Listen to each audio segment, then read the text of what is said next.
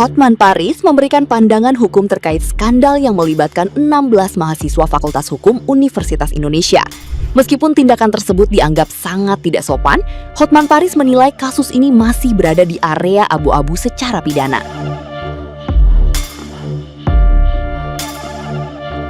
Menurutnya, komentar mengenai fisik atau tingkat keseksian seseorang belum tentu bisa langsung dijerat hukum jika tidak menggambarkan bagian asusila secara mendalam atau eksplisit.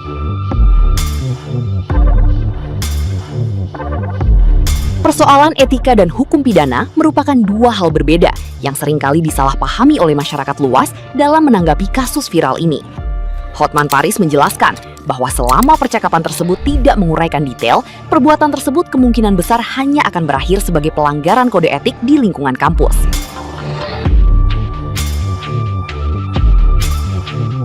Ia menekankan bahwa siapapun bisa melakukan kesalahan perilaku, namun pembuktian hukum harus tetap mengacu pada aturan Undang-Undang Informasi dan Transaksi Elektronik yang berlaku.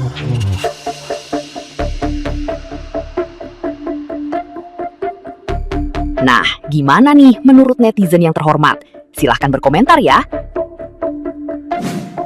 16 orang laki-laki ini layak untuk diampuni, guys. Kalian harus mengampuni mereka. Tapi tolong di DO dari kampus, dari Fakultas Hukum di seluruh Indonesia, jangan mau menerima. Jadi keluarkan surat blacklist dari semua fakultas hukum, biar tidak ada satupun dari mereka ini yang lolos untuk menjadi penegak hukum nanti di masa depan. Karena tidak akan memihak kepada korban, apalagi korban.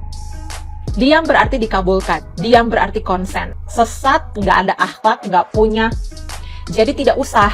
Mereka layak banget diampuni. Tuhan kita tuh maha pengampun, tau nggak? Pasti dosa-dosa mereka diampuni, pasti. Tapi untuk diberikan kesempatan kedua, untuk melanjutkan studi mereka, big no-no. Big no-no. Tolong Fakultas Hukum Universitas Indonesia, tolong dicatat baik-baik ya Bapak dan Ibu yang terhormat. Mereka ini kalau bisa di DO aja. Dan di blacklist dari semua fakultas hukum yang ada di Indonesia. Supaya apa? Tidak ada satupun dari mereka yang nantinya akan menjadi penegak hukum yang gitu.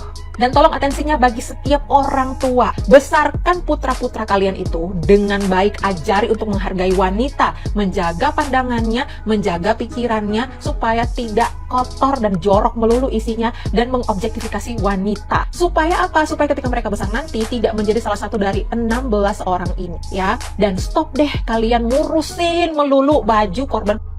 Emang dia pakai baju apa? Oh, pakai baju kebuka. Ya pantas dia digituin. Lagian besok-besok pakai baju tuh yang bener. Pakai baju tuh yang ketutup. Kalau nggak mau stop menjudge wanita. Start to teach your sons. Mulai didik anak laki-lakimu. Hey, orang tua, ya tolong ini dijadikan contoh. Ya, mereka ini minta maaf, yakin karena menyesal, bukan karena ketahuan, bukan karena ketakutan, karena sudah terdesak dan sudah viral di mana-mana. Jadinya minta maaf. Jadi udahlah, kalau untuk minta maaf dimaafkan, tapi tidak ada kesempatan kedua untuk melanjutkan studi, pindah jurusan deh, peternakan gitu, kayak pertanian. Mending fokus sama bahan-bahan pangan yang ada di Indonesia, tumbuh-tumbuhan, binatang-binatang gitu ya, daripada ngurusin manusia. Nanti jatuhnya kayak orang gak berpendidikan loh. Ya gimana? Yang berpendidikan aja sekarang kerjaannya ngapain? Bikin grup chat isinya buat teman-teman sejawatnya dan bahkan dosennya. Ini bukan cuma terjadi sekarang ya. Ini udah terjadi sering dan bahkan banyak, aku yakin, yang gak ketahuan. Sebagai penyintas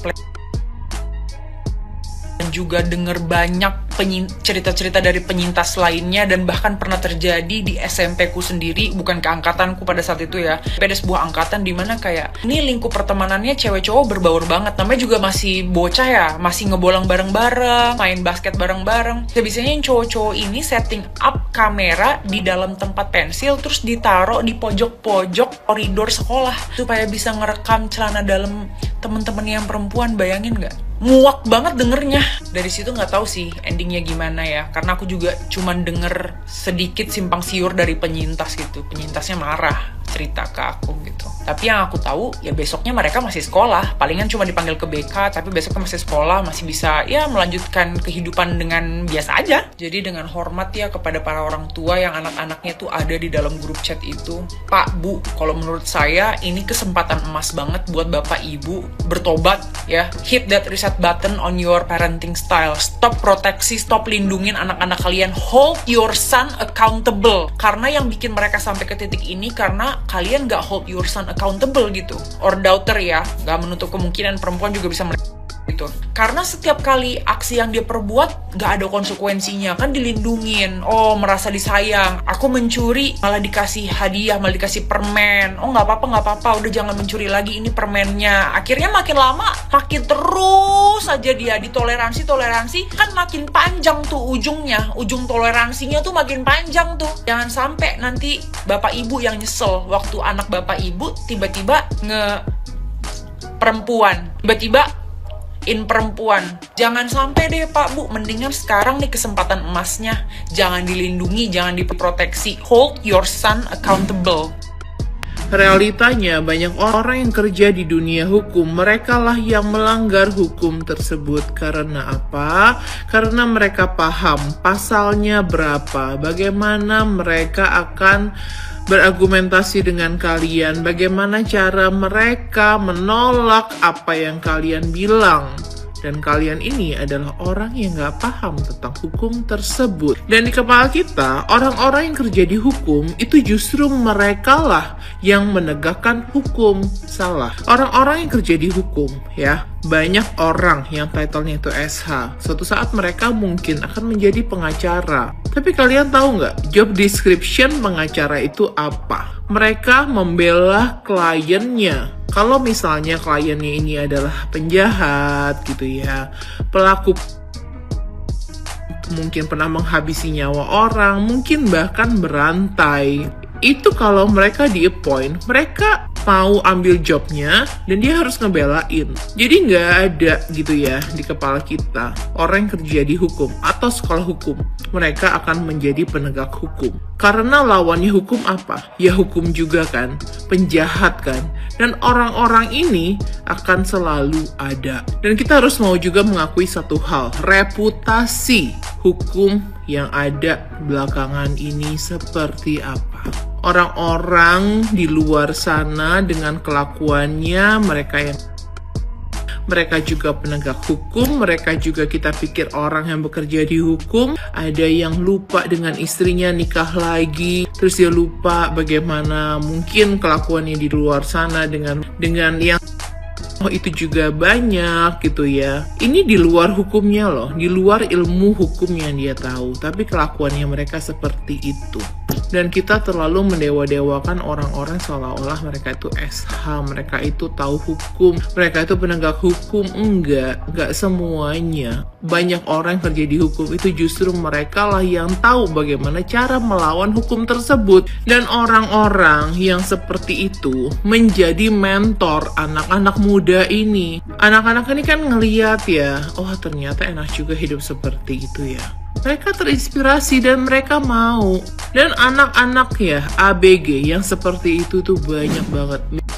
Gue bakalan rangkum kasus mahasiswa UI. Jadi ya kalau yang belum paham coba dengerin. Jadi gini, itu bukan fisik, bukan tapi lebih ke verbal. Ceritanya ada 16 orang nih mahasiswa FHUI tahun 2023 angkatannya. Mereka ini katanya kalau gue baca beritanya merupakan kebanyakan petinggi organisasi di kampus. Mereka buat grup, anggap aja grup WA. Di grup itu mereka nih selalu chatnya isinya. Contoh nih yang lagi viral. Jadi ada salah satu pelaku lagi di dalam kelas, lagi dengerin dosen ngomong, di depannya ada cewek berisik. Dia ngechat di grup, berisik banget nih cewek di depan gua, pengen gua sumpel burung rasanya. Nah, iya kan?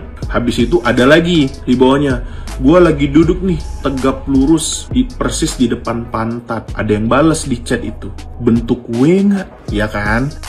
Bahkan ada yang bilang gini juga di chat itu, cewek kalau dia diem aja berarti dia setuju.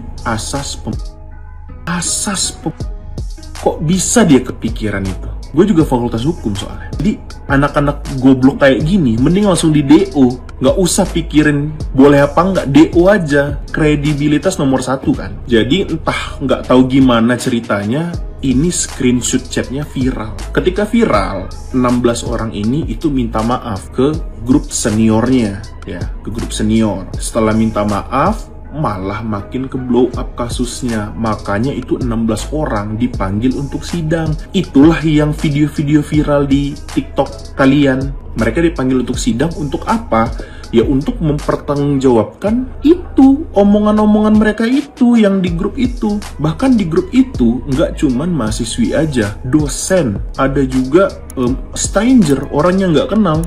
Ya di situ jadi ya chat-chat gitu di dalam situ, minta pertanggungjawaban. Di situ ada korban, semua mahasiswa banyak di sana, dan kata kampusnya itu nggak bisa di DO langsung, jadi harus diusut dulu. Yang bisa DO itu cuman kampus, bukan fakultas. Makanya itu lagi viral nih. Kita nggak tahu nih kelanjutannya gimana, tapi ya semoga semuanya itu DO aja udah ya. Walaupun katanya ini banyak, beberapa ada anak-anak pejabat, tapi nggak tahu ya benar atau enggak.